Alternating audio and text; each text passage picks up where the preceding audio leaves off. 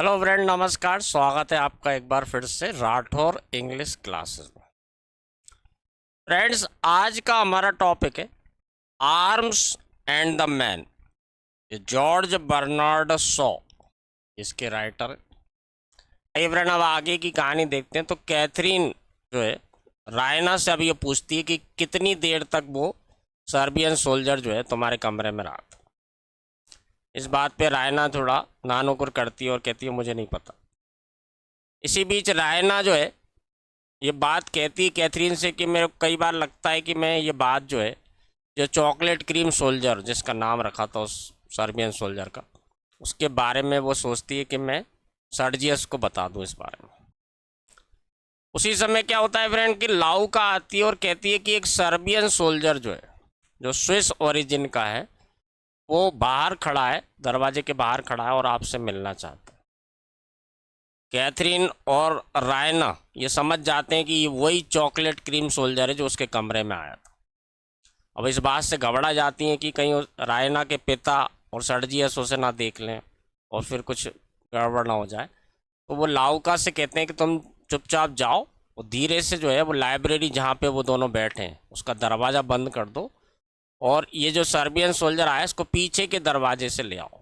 Friend, ये जो chocolate cream soldier जो है ये गार्डन में आता है और इसे देख करके कैथरीन बहुत घबराई होती है और उससे कहती है कि तुम तुरंत यहाँ से चले जाओ।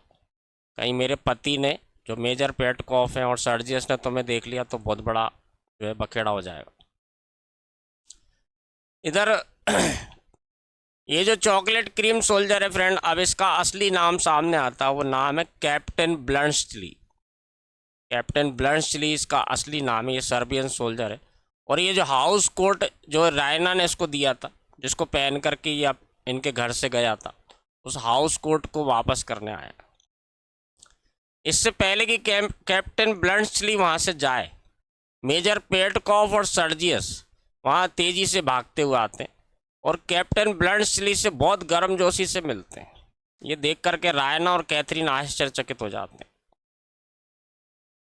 अब पता चलता है कि फ्रेंड यही वो सोल्जर था जो इनकी मदद कर रहा था सेना के मूवमेंट में। तो ये दोनों बल्गेरियन सोल्जर, इन्हें कौन है, मेजर पेटकॉफ और सर्जियस, वो कैप्टन ब्लंशली से कहते हैं कि तुम हमारी मदद करो। ये जो सेना का मूवमेंट होने वाला है, कहाँ कैसे जाना है, कैसे सेना को मूवमेंट कराना है, इसके लिए उसकी मदद मांगते हैं। अब मेजर पेटकॉफ और सर्जियस, ये दोनों जो बल्गेरियन सोल्जर्स हैं फ्रेंड, ये ब्लंशली से कहते हैं कि वो उनकी मदद करे।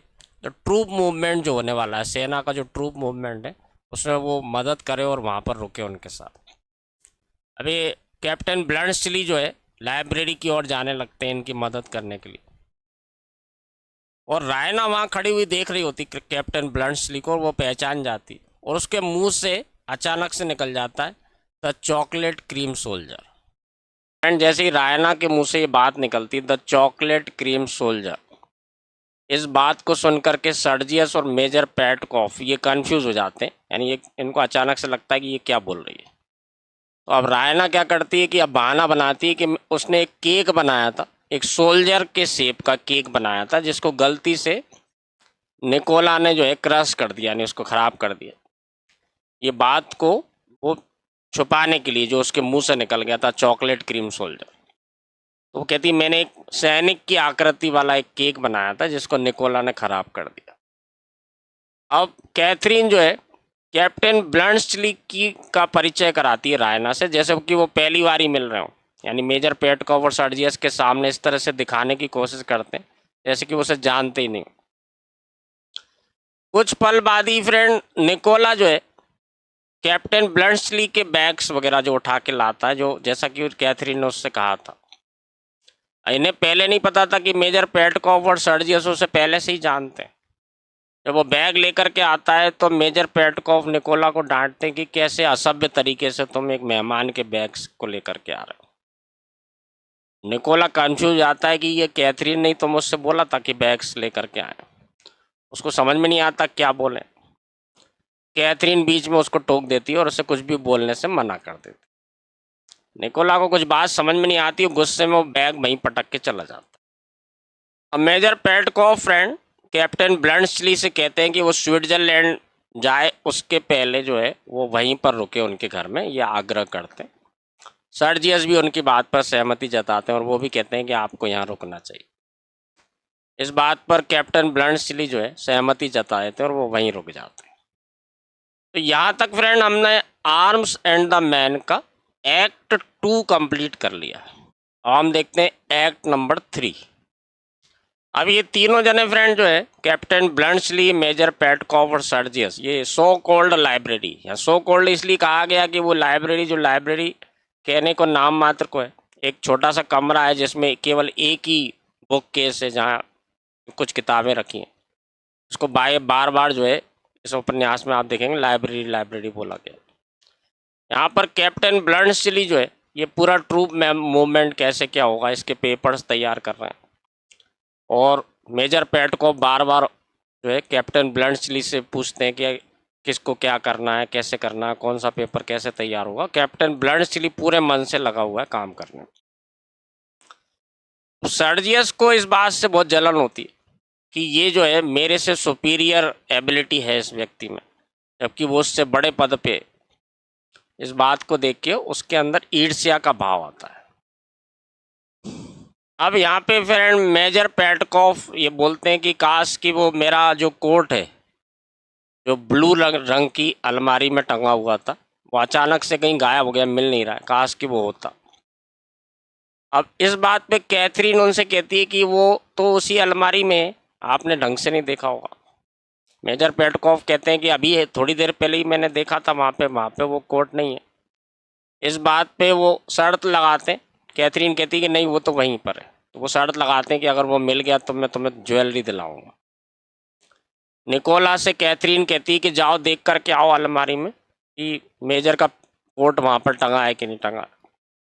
निकोला जाता और वहाँ से वो कोट ले आता है जो ब्लंट्सली लेकर के आया था एक्चुअल में। इस बात पे मेजर बड़े आश्चर्यचकित हो जाते हैं। उनको समझ में नहीं आता कि अभी थोड़ी देर पहले तो मैंने देखा था जब वो था ही नहीं वहाँ पे, अब कहाँ से आ गए। थोड़ी देर में फ्रेंड कैप्टन ब्लंट्सली सारा पेपर वर्क पूरा कर लेते हैं और सर्जियस से कहते हैं कि वो जाए और इन पेपर्स पे जो भी कार्रवाई करना हो उस कार्रवाई को करे। वो मेजर पेटकॉफ से भी कहते हैं कि आप भी जाइए और इस चीज़ को देखिए कि सही तरह से चीज़ें लागू हो रही हैं नहीं हो रही हैं। इस बात पे फ्रेंड मेजर पेटकॉफ बहुत ही अजीब, एक बिल्कुल ही ऐसी चीज़ कहते हैं जिससे कि कैप्टन ब्लंट्सली भी आश्चर्यचकित हो जाता है। वो अपनी पत्नी कैथरीन से कहते हैं कि तुम भी मेरे साथ चलो क्योंकि तुम ज़्यादा अच्छे से इन चीज़ों को जानती हो। यही फ्रेंड जो व्यंग्यात्मक बात जो मैंने कही, कटाक्ष करना, कैप्टन ब्लंट्सली को बड़ा आश्चर्य होता है कि मेजर पेटकॉफ कितने इनकम्पिटेंट व्यक्ति हैं कि उनकी पत्नी को ज़्यादा पता है कि ट्रूप्स मूवमेंट कैसे होता है बजाय उनके।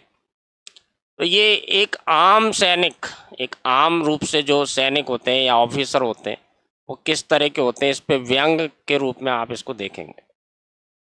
अब फ्रेंड रायना और कैप्टन ब्लंट्सली अकेले होते हैं क्योंकि बाकी सब लोग जा चुके हैं।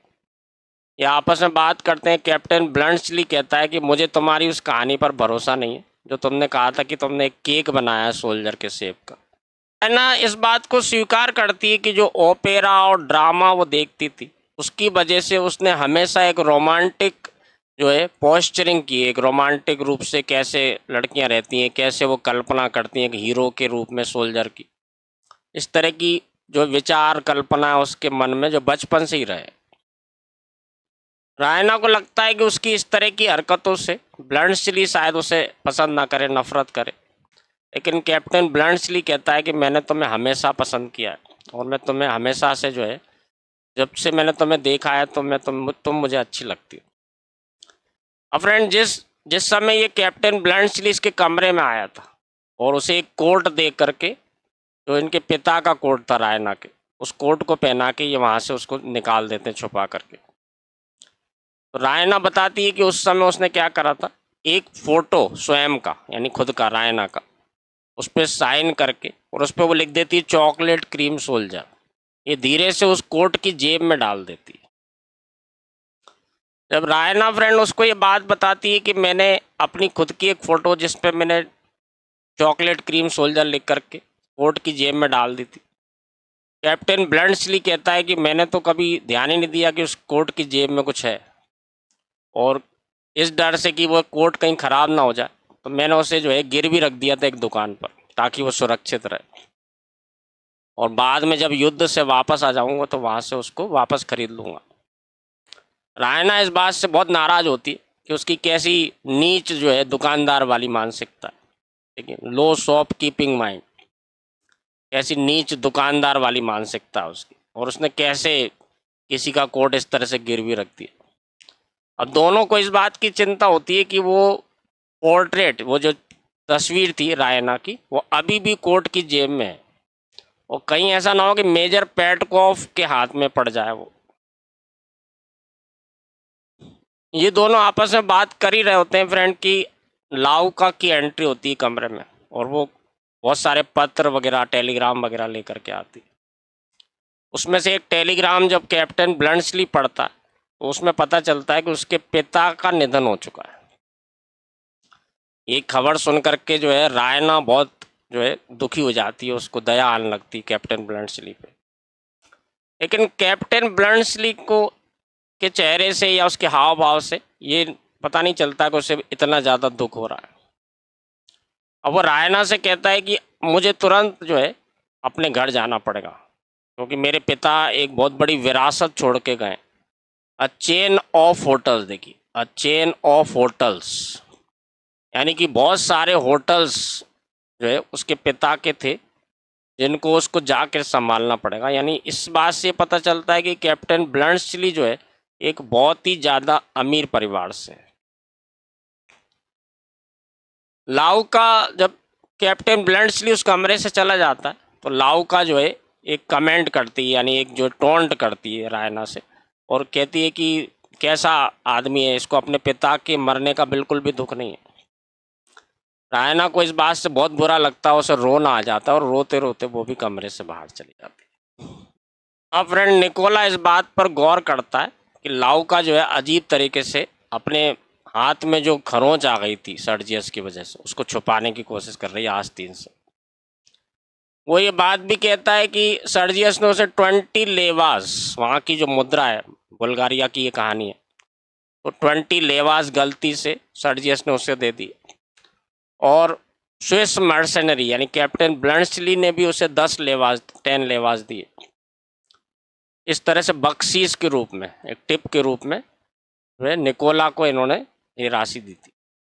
निकोला लाउका से कहता है कि इसमें से थोड़े पैसे तुम रख लो, लेकिन लाउका, जैसे मैंने आपको बताया कि बहुत महत्वाकांक्षी लड़की है, वो अपने आप को ये नहीं मानती कि मैं ज़िंदगी भर नौकर रहूँगी, तो वो निकोला से मना कर देती है कि तुम हमेशा ज़िंदगी भर नौकर ही रहोगे, तुम्हारी मानसिकता जो है नौकरों वाली है।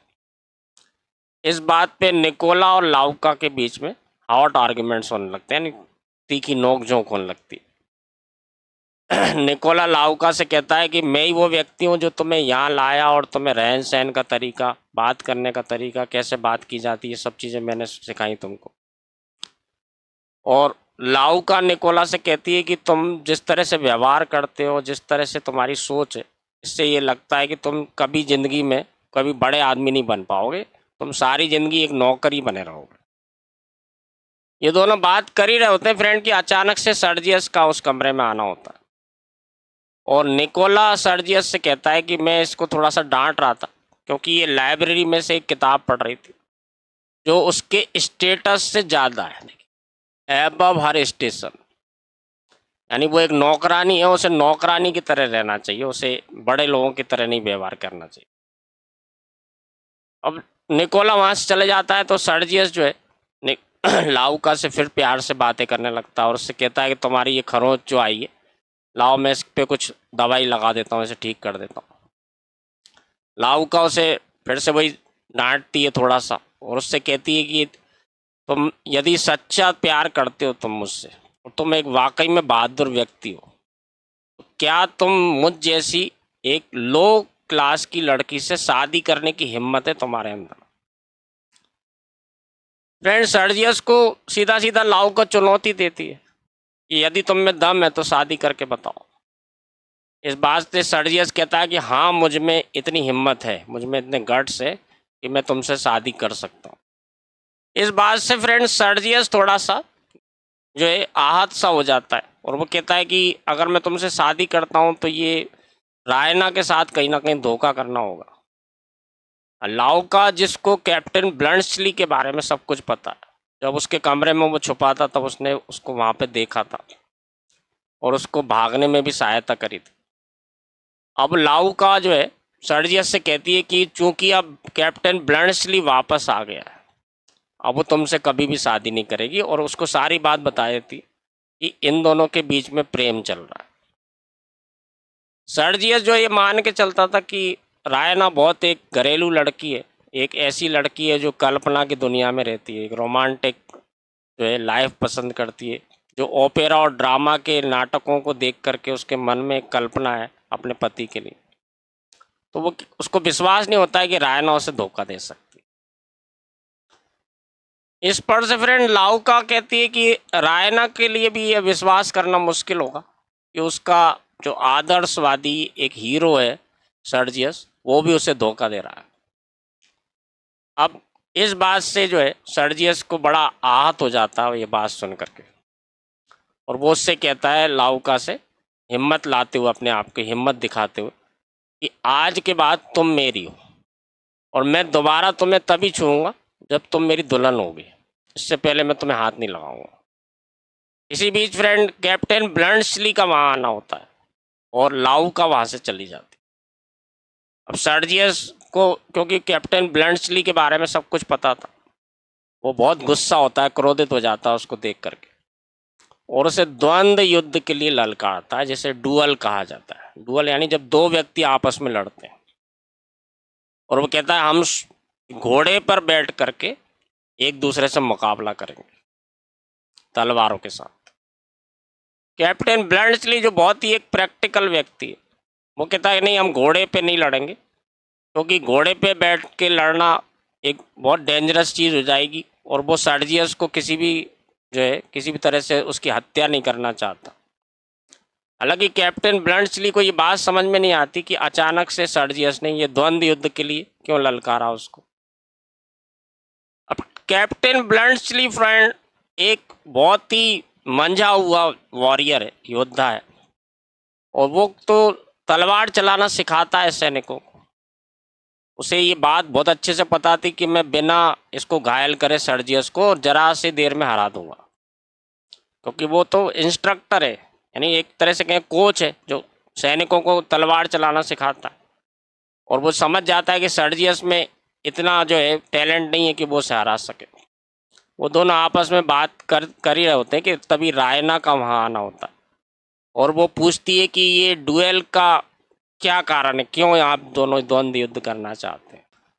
अब फ्रेंड सर्जियस रायना से कहता है कि तुमने मेरे से बात छुपाई, तुमने मुझे धोखा दिया, तुम ब्लंट्सली से उतना प्यार करती हो जितना तुमने मुझसे कभी नहीं किया।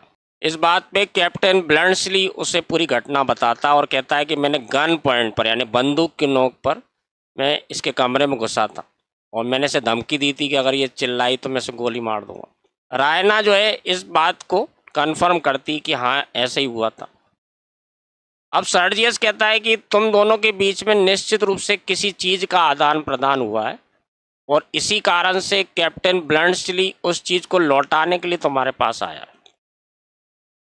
इस बात पर रायना कहती है कि ये सारी जो घटनाएं हैं जो तुम बात कर रहे हो, इसे निश्चित रूप से लाउका ने तुम्हें बताया होगा। सर्जियस कहता है कि नहीं, ऐसी कोई बात नहीं है, लाउका ऐसा क्यों करेगी। तो रायना कहती है कि तुम मुझ पर आरोप लगा रहे हो कि मैंने तुम्हें धोखा दिया, जबकि मैंने तुम्हें खुद लाउका को अपने बाहों में लेते हुए देखा है। गार्डन में जब तुम बैठे थे, तुम लाउका को अपनी बाहों में पकड़ के बैठे थे। जब रायना ये बात सर्जियस से बोल देती है लाउका के बारे में, तो सर्जियस हार मान लेता है और वो उस द्वंद्व युद्ध को लड़ने से मना कर देता है और ये कहता है कि मैं आदमियों से लड़ सकता हूँ, तो मशीन के जैसे सोल्जर से नहीं लड़ सकता था, कि मशीन लाइक द कैप्टन। वो जानता था कि कैप्टन ब्लंट्सली बहुत ही योग्य व्यक्ति है ना, बहुत ही जो है हर चीज़ में निपुण है वो, रणनीति बनाने में से लेकर के सैनिकों को ट्रेनिंग देना, तलवार चलाना, इन सब में माहिर है। और सर्जियस कभी उसे नहीं हरा सकता। और उसकी अब पोल भी खुल गई थी जो लाउका के साथ उसके संबंध थे। रायना ने क्लियरली बोल दिया कि मैंने तुम्हें खुद अपनी आंखों से देखा है उसको अपनी बाहों में लेते हुए। हालांकि कैप्टन ब्लंट्सली कहता है कि अगर वाकई में सर्जियस प्रेम करता है लाउका से तो इस बात को क्लियर कर लेना चाहिए, सर्जियस को अपना बचाव करना चाहिए। तो लाउका को बुलाओ और उससे बात करते हैं। अब रायना कहती है कि लाउका कहीं नहीं गई होगी, वो तो दरवाजे के पीछे खड़ी होकर के हमारी बातें सुन रही होगी। और वो सर्जियस पे आरोप लगाती है कि तुमने अपना एक जासूस के रूप में लाउका का यूज़ किया है ताकि तुम मेरी जासूसी कर सको, और मेरे और कैप्टन ब्लंट्सली के बारे में जो सारी जानकारी तुम्हें लगी है वो लाउका ने तुम्हें दी है। तुम लाउका को यूज़ कर रहे हो एक जासूस के रूप में। अब ये लोग तलाश करते हैं कि लाउका कहाँ है। तो लाउका बाहर जो है एक हॉल में बैठी होती है। लाउका रैना से कहती है कि मैं वाकई में सर्जियस से बहुत प्रेम करती हूँ और मेरा प्रेम तुम्हारे उस चॉकलेट क्रीम सोल्जर से कहीं से भी कम नहीं है। जब लाउका ये कहती है चॉकलेट क्रीम सोल्जर, ये शब्द सुन जो सर्जियस सुनता है तो वो कंफ्यूज जाता है कि ये क्या बोल रही है। वो क्या वो इस केक के बारे में बात कर रही है जो थोड़ी देर पहले रायना ने बताया था कि केक बनाया था। और अचानक से फ्रेंड मेजर पेटकॉफ का वहाँ आना होता है और वो ये कहते हैं कि किसी ने ज़रूर मेरा कोट पहना था, इस कारण से कुछ जगह से फट सा गया है। अब फ्रेंड निकोला जो है उस कोट को कैथरीन को दे देता है जो उसकी सिलाई वगैरह कर देती है, ठीक कर देती है जहाँ जहाँ से वो फटा रहता है। और रायना अपने पिता को वो कोट पहनाने में हेल्प करने लगती है और वो चुपचाप से जो कोट की जेब में उसने अपना फ़ोटो डाला था उसे बहुत चतुराई से वो धीरे से निकाल कर अपने पास रख लेती है। हालांकि इनकी पोल खुल चुकी थी। मेजर पेटकॉफ कहते हैं कि मैंने अपने कोट की जेब में एक पिक्चर देखी थी रायना की जिसमें लिखा था chocolate cream soldier. Major Petkoff को लगता है कि रायना का जो फियांस है ना जिसका नाम है सर्जियस, उन्हें लगता है ये सर्जियस को शायद उसने देने के लिए ये तस्वीर रखी होगी। वो कॉन्ग्रेचुलेट करते हैं सर्जियस को कि तुम ही वो चॉकलेट क्रीम सोल्जर हो रायना के। इस बात से फ्रेंड सर्जियस चिढ़ जाता है, कहता है कि नहीं मैं नहीं हूँ, ये जो चॉकलेट क्रीम सोल्जर कह रही है ये मैं नहीं हूँ बल्कि ये कैप्टन ब्लंट्सली है। कैप्टन ब्लंट्सली ब्रेवली जो है सामने आते हैं और पेटकॉफ को बता देते हैं कि हाँ मैं ही वो चॉकलेट क्रीम सोल्जर हूँ जिसको रायना ने ये फ़ोटो देने के लिए रखा था। अब मेजर पेटकॉफ बड़े आश्चर्यचकित हो जाते हैं फ्रेंड, उनको समझ में नहीं आता कि ये क्या चल रहा है।